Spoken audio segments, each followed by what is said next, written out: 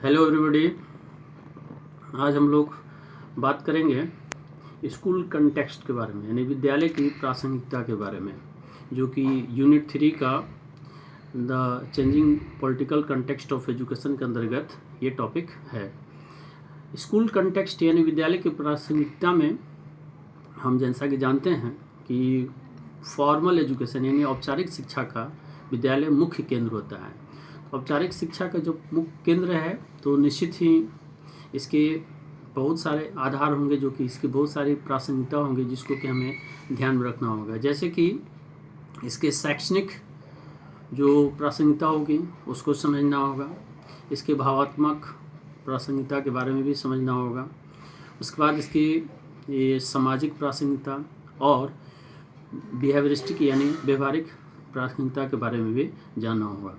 इन सभी चीज़ों को अगर हम देखते हैं विद्यालय के आधार पर, अगर ये चारों पार्ट विद्यालय के अगर सही हों तो वह सही तरीके से संचालन हो सकता है।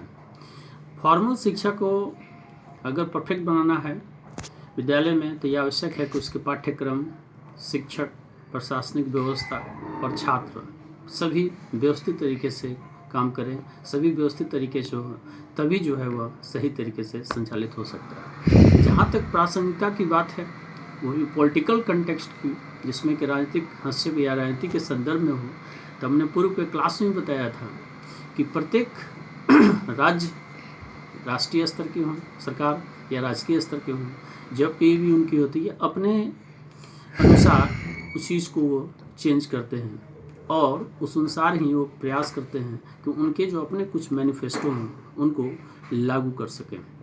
विद्यालय के संदर्भ में भी ये चीज़ें उसी प्रकार से लागू होती हैं जैसे कि वो बाकी चीज़ों को लागू करने की चेष्टा करते हैं। तो कहीं ना कहीं विद्यालय भावात्मक स्तर से, व्यवहारिक स्तर से प्रभावित होती है। अब बात यह आती है कि विद्यालय का स्थान, उसके लोकेशन, उसकी क्लासरूम की साइज, विद्यालय की व्यवस्थाएं, विद्यालय के फीचर्स, ये सारी चीज़ें विद्यालय के परिप्रेक्ष्य के अंतर्गत आते हैं जिससे कि विद्यालय सही तरीके से संचालित हो। और विद्यालय का स्थान और विद्यालय की प्रासंगिकता इस पर भी निर्भर करती है कि वो किस क्षेत्र में है और वहाँ पर किस भाषा या किस शब्द का किस प्रकार से पढ़ाई होती है।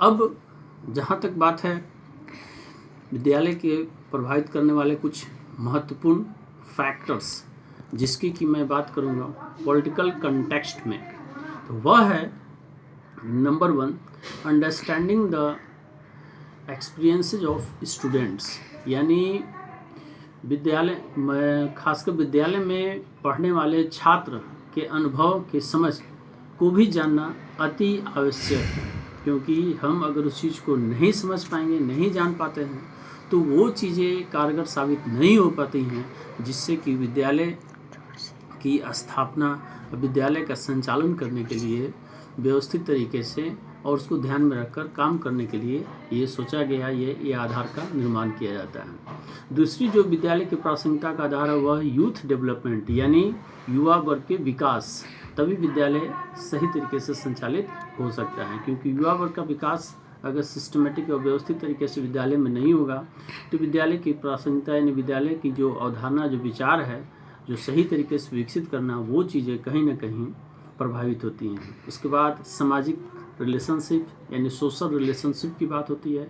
सामाजिक संबंध विद्यालय का मूल आधार है, क्योंकि विद्यालय समाज का महत्वपूर्ण पार्ट होता है और समाज से ही विद्यालय जुड़ा हुआ होता है। इसलिए विद्यालय में इस प्रकार की अवधारणा का निर्माण किया जाए जिससे कि विद्यालय का समाज के साथ संबंध अच्छी तरीके से स्थापित हो सके।